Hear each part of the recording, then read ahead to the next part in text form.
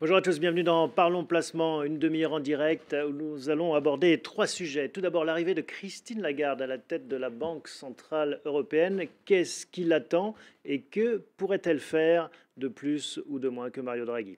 On va également s'intéresser au Luxembourg avec des contrats d'assurance vie qui se garnissent de plus en plus.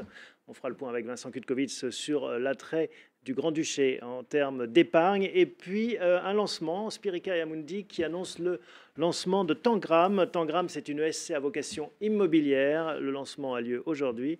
Et en avant-première, on a l'interview de son président, en l'occurrence Daniel Collignon, qui est le directeur général de Spirica.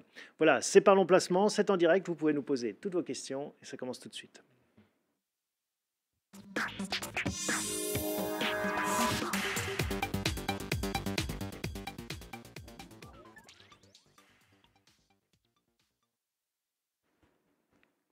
Bonjour Jonathan. Bonjour Thomas. Alors, les marchés financiers n'ont pas vraiment réagi ni dans un sens ni dans l'autre à l'annonce de la nomination future. Hein, ce n'est pas encore entériné, mais c'est bien parti pour Christine Lagarde. Oui, c'est un petit peu loin pour les marchés, hein, puisque je crois que c'est le 31 octobre Mhm. que Mario Draghi va quitter son siège de présidence de la BCE. Bon, enfin, les marchés savent anticiper, donc si ça les avait fait tousser, on l'aurait vu. Oui, bien sûr, mais d'ici là, il y a encore quelques enjeux. Mhm. La guerre commerciale, les relations entre la Chine et les États-Unis qui doivent essayer d'aboutir éventuellement avant cette échéance. Mais certainement que cette question-là, qui est une question majeure, viendra sur le devant de la scène pour les marchés financiers. Parce que ce n'est pas une petite nomination. Hein. On rappelle le parcours de Christine Lagarde, un brillant parcours, avocate d'affaires, ministre des Mm. Finances, patronne du FMI et maintenant à la tête de la BCE, de la Banque Centrale Européenne. Mais malgré tout, c'est une politique. Ce n'est pas une banquière ou ni même une économiste. C'est quand même un changement de nature. Oui, tout à fait. Et c'est ça qui peut interpeller, effectivement. C'est une très bonne communicante, ça c'est indéniable. Elle a fait de la politique, elle connaît bien les arcanes de l'Europe, de la zone euro. Donc ça c'est un point fort pour elle, mais elle n'a jamais été banquière. Mm. Or la BCE c'est la banque des banques commerciales. Donc elle ne connaît pas les techniques, elle ne connaît pas la politique Bon, monétaire. Et elle ça, c'est sera, une vraie question parce que c'est un poste qui est très, très technique en fait, hein. oui, elle sera entourée. Hein, ça, on fait confiance à l'institution. Elle est entourée, mais c'est elle qui vote au Oui. sein du comité. C'est pas Et ses à la conseillers fin, qui vont voter, hein. oui, à la Elle fin, elle a doit un être pouvoir de décision fort. Mais tout à fait. justement, c'est ça la question, parce qu'on se souvient hein, du lancement de l'institution monétaire européenne avec Jean-Claude Trichet qui militait pour l'indépendance de l'institution, quand faisait une affaire de principe, qui s'opposait souvent aux politiques. Est-ce que là, ça veut dire qu'on revient dans un scénario un peu plus de tutelle politique? Non, je ne crois pas en fait. Je pense qu'elle a un mandat, la BCE a un mandat.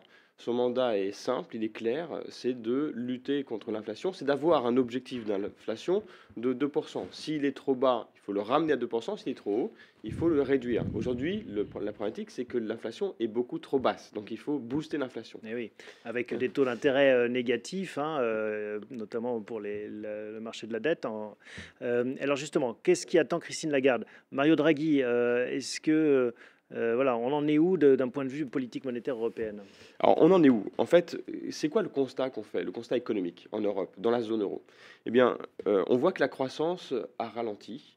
Elle n'est pas négligeable, mais elle n'est pas très forte. Elle est de 1,3. Elle est attendue 1,3 pour cette année et légèrement en hausse pour 2020. Ce n'est qu'une estimation à ce stade, 1,4%.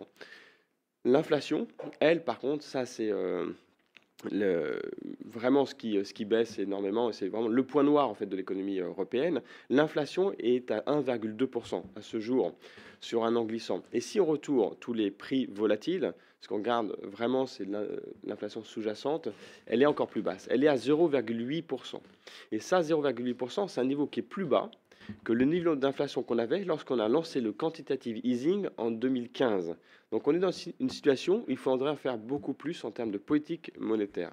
Mais est-ce que finalement en faire plus, ça marcherait mieux? Parce qu'on peut se poser la question, est-ce que finalement on n'arrive pas au bout de l'exercice du quantitative easing, de la baisse des taux, et que peut-être que bah, l'économie n'enclenche pas plus qu'elle ne devrait?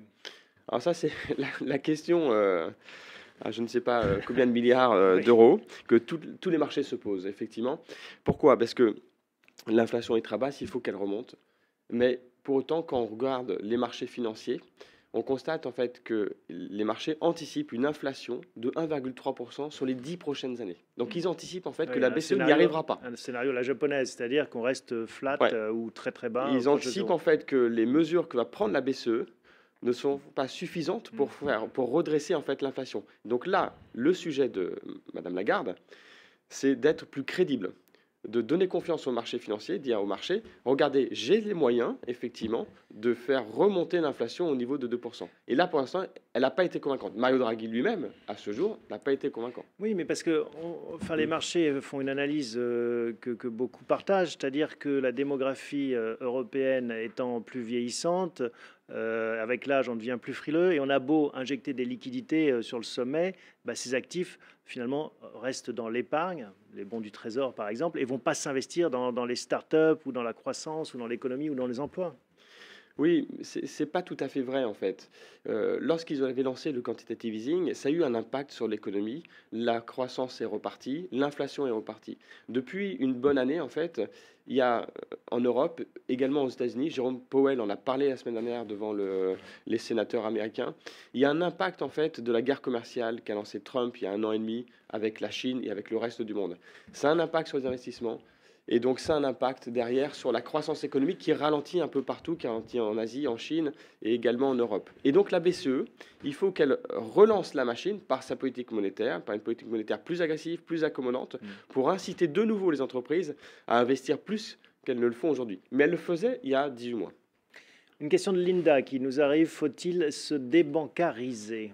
C'est une crainte hein, qu'on voit ressurgir régulièrement, plus en période de crise financière, là c'est pas le cas, mais Non, je ne crois pas que ce soit nécessaire de se débancariser. En fait, on a besoin de se débancariser. On s'est posé la question en 2008. En 2008, là, effectivement, le système bancaire faisait peur.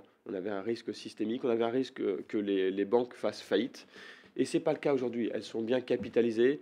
Les banques françaises, en tout cas, les grandes banques françaises qu'on connaît, ont peu de risques de faire faillite. Et donc, il n'y a pas de risque pour les déposants, pour ceux qui ont un compte dans une banque en France. parce que on a des turbulences hein, sur de grandes banques, hein, je Oui, pense à Deutsche Bank notamment. Bon, faut peut-être préciser aussi que c'est difficile de se débancariser tout simplement parce que bah, si vous êtes salarié, votre salaire est versé dans une banque, enfin on est quelque part obligé d'être bancarisé, hein. oui, de toute façon, si on n'est pas bancarisé, il faut mettre l'argent ailleurs et on n'a pas trouvé de système plus Mm. sécurisant ailleurs. Deutsche Bank, c'est un cas peut-être un peu particulier, c'est une banque allemande. Moi, je parlais surtout des banques françaises, qui, à mon avis, sont plus solides que les banques allemandes. Mhm. Deutsche Bank n'a pas fait le travail depuis des années, depuis la crise des dettes souveraines. Elle n'a pas fait le travail que les autres ont fait, de nettoyage de son bilan, de restructuration de son activité. Elle le paye fort aujourd'hui. Les banques françaises l'ont fait il y a plus longtemps et aujourd'hui, elles sont beaucoup plus solides. Mais ça pourrait être un sujet aussi sur le bureau de Christine Lagarde très vite. Bien sûr, bien sûr. Au final, comment est-ce que vous trouvez cette nomination? Enfin, vous avez été surpris, vous vous dites tiens, bien joué, chapeau, je ne sais pas à qui il faut remercier, Emmanuel Macron, Angela Merkel.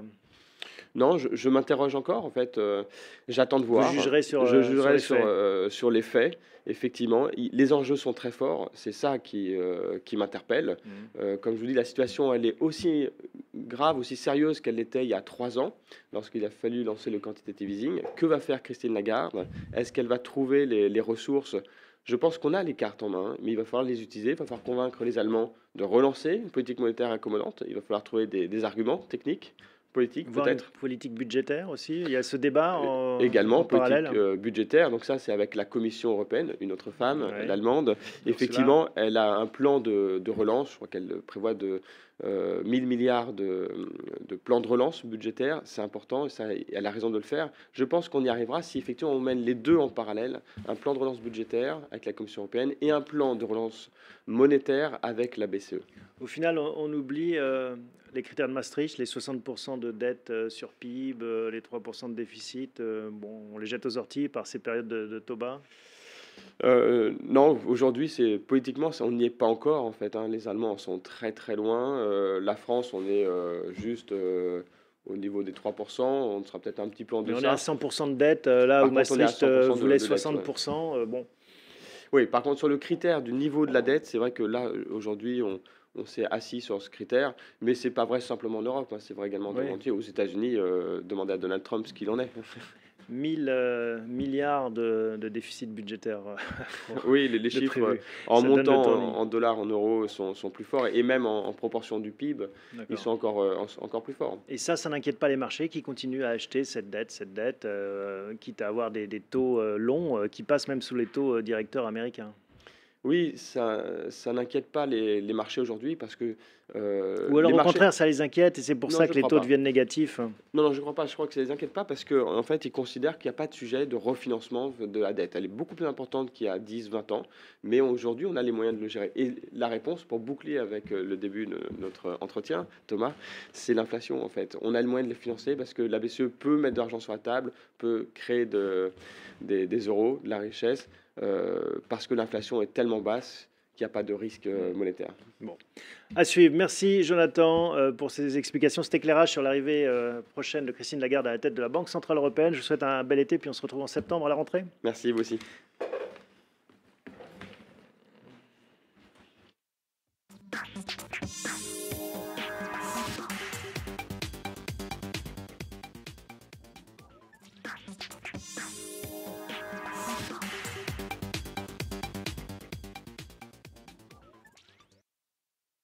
Parlons placement, c'est votre émission en placement en direct chaque mois pour faire le point, bien sûr, les bons plans en placement.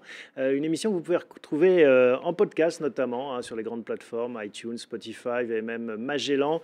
Donc si vous avez la chance de partir sur la plage ou ailleurs, profitez-en, prenez votre téléphone et vous pouvez télécharger en MP3 ce que vous racontent Vincent, Jonathan et les autres invités.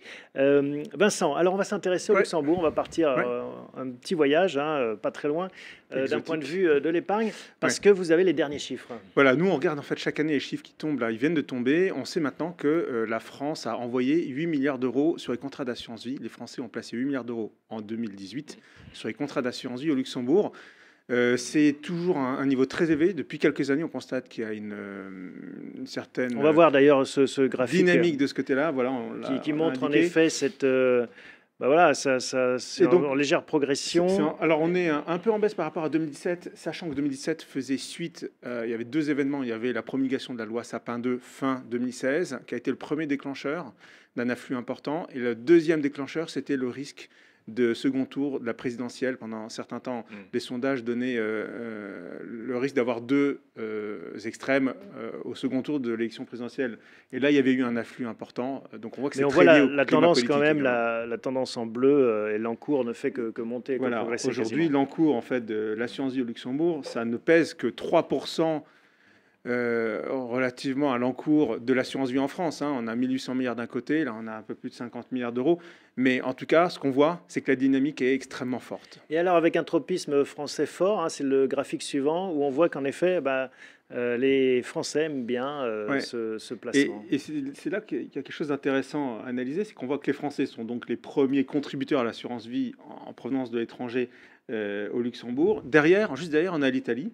Ce qu'on peut voir, c'est que par rapport à des pays comme l'Allemagne, qui ont une population bien plus importante que la France ou l'Italie, il n'y a pas que cette préoccupation-là. Donc on peut faire une sorte d'analyse. Il y a peut-être une corrélation entre le climat politique en France et en Italie. Et justement, on peut se poser la question s'il n'y a pas eu un petit effet gilet jaune quand même en fin d'année. Alors, la réponse, est-ce que vous Alors, l'analysez comme ça? Il faut se souvenir que le mouvement des Gilets jaunes a commencé mi-novembre 2018, juste 2 ans, jour pour jour, après la promulgation de la loi Sapin 2. Et en fait, il est probable qu'on ait vu une montée de la collecte. En tout cas, à notre niveau, on a vu une préoccupation monter chez bienprévoir.fr. On a beaucoup de gens qui nous posent des questions sur l'opportunité d'aller au Luxembourg, mais on l'a surtout vu dans les mois qui ont suivi, parce qu'en fait, le mouvement, au début, a pu laisser penser qu'il allait s'estomper au bout de quelques semaines. Le fait qu'il ait duré a probablement incité un certain nombre de Français à considérer que les réformes ne seraient pas menées au bout, qu'il y avait un risque que la France ne soit pas réformée. Et de cette manière-là, on voit que généralement, ce genre de contexte fait que les épargnants se disent « je préfère mettre à l'abri le fruit de mon travail et mon épargne au Luxembourg ». C'est l'effet coffre-fort, on va chercher ce Probablement. coffre-fort donc Probablement, au Grand-Duché. On rappelle peut-être en effet les attraits au-delà du contexte politique, hein, qui Ouais. peut expliquer parfois une accélération, Ouais. mais l'intérêt global d'être au Luxembourg Alors, en tant généralement, qu'épargnant. ouais, tout à fait. Généralement, les épargnants sont souvent des familles qui décident de mettre leur épargne au Luxembourg, recherchent premièrement à accroître le niveau de sécurité de leurs fonds. Donc, le Luxembourg est très connu pour offrir ce qu'on appelle un triangle de sécurité, puisqu'en fait, au Luxembourg, vous avez l'équivalent de l'autorité de contrôle qui s'appelle le commissariat aux assurances, qui supervise d'un côté les fonds qui d'une certaine manière, sont collectés à travers une compagnie d'assurance vie. Et ensuite, la compagnie d'assurance vie ne détient pas les fonds dans son bilan. On va le voir d'ailleurs, c'est un graphique, hein, le triangle de Exact. sécurité. Et là, en fait, les fonds, contrairement à la France, ne sont pas logés dans la compagnie d'assurance vie, mais dans une banque dépositaire tierce. Ça, cette indépendance, en fait, dans le schéma, Ouais. protège d'une certaine manière l'épargnant. C'est un sas de sécurité supplémentaire parce que en France, pour caricaturer, si jamais ma compagnie d'assurance fait faillite, eh ben, je perds ma mise. Alors que là, en effet, je récupère le sous-jacent. C'est exactement ça. Alors, on ne dit pas qu'il n'y a pas un risque non plus au Luxembourg s'il y a un risque systémique qui se déclare. En Europe, par exemple, qu'il y a une crise forte, il faut se rendre à l'évidence, le Luxembourg sera aussi pris dans cette nasse. Cependant, effectivement, la séparation entre la banque dépositaire et la compagnie d'assurance vie est une garantie supplémentaire. Mais je dirais d'ailleurs que vous avez soulevé le fait qu'en France, si jamais on a ces fonds dans une compagnie d'assurance vie, déjà il y a une garantie d'État qui est de 70 000 euros par tête et par contrat d'assurance vie. Mais autrement, en France, on est considéré comme un créancier secondaire. Ça veut dire qu'en fait, les organismes sociaux passent devant vous dans le cas où il y a une faillite. Alors qu'au Luxembourg, autre élément de sécurité supplémentaire, vous êtes un créancier de premier ordre. Ça coûte cher, c'est à la portée de toutes les bourses. Alors, la logique, en fait, veut qu'effectivement, la gestion d'un contrat d'assurance vie est plus chère qu'en France, notamment parce qu'on ne l'a pas abordé, elle propose une logique de diversification encore plus grande. Hein. On peut à peu près loger tous les titres financiers qu'on veut dans un contrat vous avez d'assurance vie au apporté un Luxembourg. tableau qui résume un peu tout ce qu'on peut mettre. Ça, c'est intéressant aussi. C'est beaucoup plus souple. C'est beaucoup plus souple, c'est très large. Il y a une logique, en fait, aussi de création de fonds dédiés sur mesure. Et je dirais que par rapport à votre question tout à l'heure sur les montants minimums, certes, aujourd'hui, on voit une vraie démocratisation de l'accès au contrat d'assurance vie. Notre recommandation est, ceci dit, quand même, de considérer qu'en réalité, c'est à partir de 250 000 euros d'épargne que le voyage vaut vraiment le coup, parce que, je l'évoquais tout à l'heure, il y a des frais de gestion qui sont plus importants. Et puis, il y a une réglementation au Luxembourg qui fait que là où c'est intéressant, c'est lorsqu'on a la possibilité d'accéder à des fonds dédiés pour loger de l'immobilier, par exemple. Alors voilà, on va prendre un peu ce qu'on peut mettre dans cette enveloppe d'assurance vie luxembourgeoise. Et on voit en effet que c'est très divers, plus que ce qu'on peut faire en France. Et on est parti avec les petits pourcentages qui sont sur la droite de ce que recherchent aujourd'hui les familles des gros patrimoines. C'est un peu leur préoccupation. Elles cherchent aujourd'hui à placer, c'est le baromètre OpinionWay du début de l'année 2019 qui l'indiquait, qu'elles recherchent d'abord à placer en private equity, donc c'est dans des titres de sociétés non cotées, en direct ou via des fonds en premier lieu. On voit que la préoccupation seconde, c'est tout ce qui est lié à l'immobilier. On peut loger des titres d'une société immobilière aussi. Alors, la pierre papier telle qu'on l'entend en France, on en parle très souvent, on va encore en parler tout à l'heure, c'est un peu... L'accès est restreint.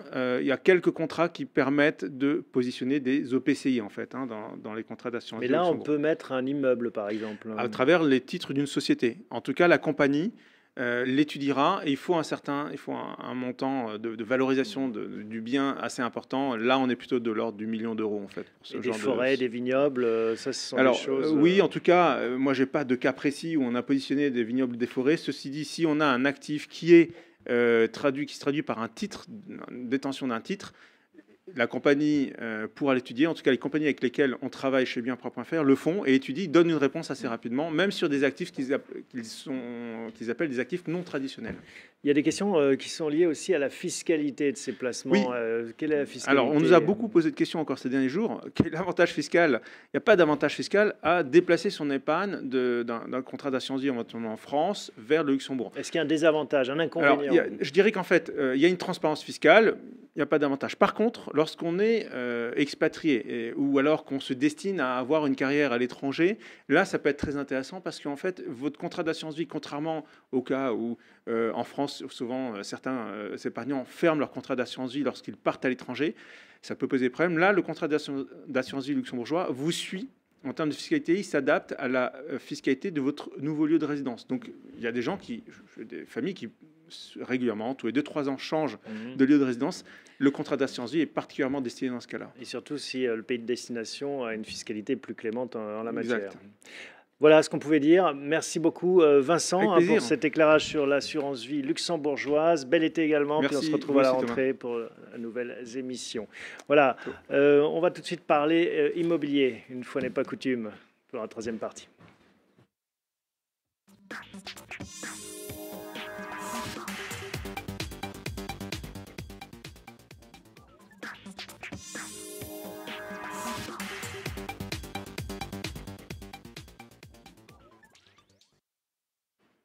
On aime bien l'immobilier. Alors, parlons placement. On a la chance de recevoir le directeur général de Spirica, Daniel Collignon. Bonjour.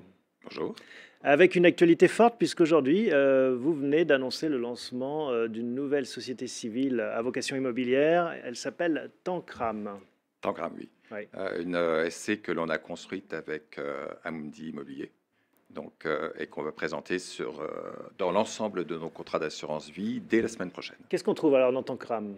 Alors, Tancram, à l'origine, est composé d'un panier de SCPI diversifié. Il y a 4 assets derrière.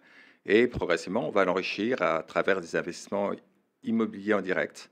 L'idée étant d'apporter plus de rentabilité que ce que n'apportent les SCPI en direct. Immobilier en direct et en indirect, je pense par exemple aux foncières. Tout à fait. Alors, dans une SC, qui est en fait un autre FIA au sens technique. Un fonds d'investissement alternatif. C'est ça, c'est ça. On a une approche qui est totalement immobilière. Comme ça permet d'en avoir autant qu'on veut dans un contrat d'assurance vie. On les accepte jusqu'à 100%. Mais dans cette partie-là, on a une partie qui sera dédiée à des investissements sur de l'immobilier coté, ne serait-ce que pour assurer une forme de liquidité au cas où certains clients voudraient à terme arbitrer. Oui, bien sûr, un sujet de la liquidité très présent dans l'actualité de l'asset management par les temps qui courent. Absolument. Donc, en effet, on a compris que c'était une unité de compte à laquelle on ne peut accéder que dans un contrat d'assurance vie. On ne peut pas l'acheter en dehors. Absolument. Pour pouvoir la commercialiser en dehors d'un contrat d'assurance vie, il aurait fallu un agrément spécifique de l'AMF. En l'occurrence, il n'a pas été demandé. Donc, c'est un produit qui ne sera accessible que via nos contrats d'assurance vie. Quand vous dites d'autres assureurs, le cas nos échéant. contrats, c'est Oui. que Spirica ou est-ce qu'on Non. peut le loger dans un autre contrat d'un autre assureur concurrent? Alors, évidemment, un autre assureur n'est pas obligé de retenir ce Tancram comme unité de compte, mais de notre côté, nous sommes tout à fait ouverts à ce que d'autres assureurs se saisissent de cette opportunité. Donc moi, en tant que client, je peux dire à mon assureur, tiens, j'aimerais bien prendre cette unité de compte. Absolument, et s'il ne la prend pas, c'est qu'il ne sait pas goûter les bonnes choses. C'est que je n'ai pas posé les bonnes questions dans cette émission. Alors, on va continuer à essayer de voir un petit peu le panorama et la philosophie. Quelles sont les ambitions de Tancram?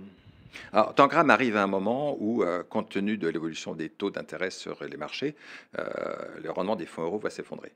Quand je dis s'effondrer, je pense que d'ici 2 ans, il passera en dessous de 1% en moyenne.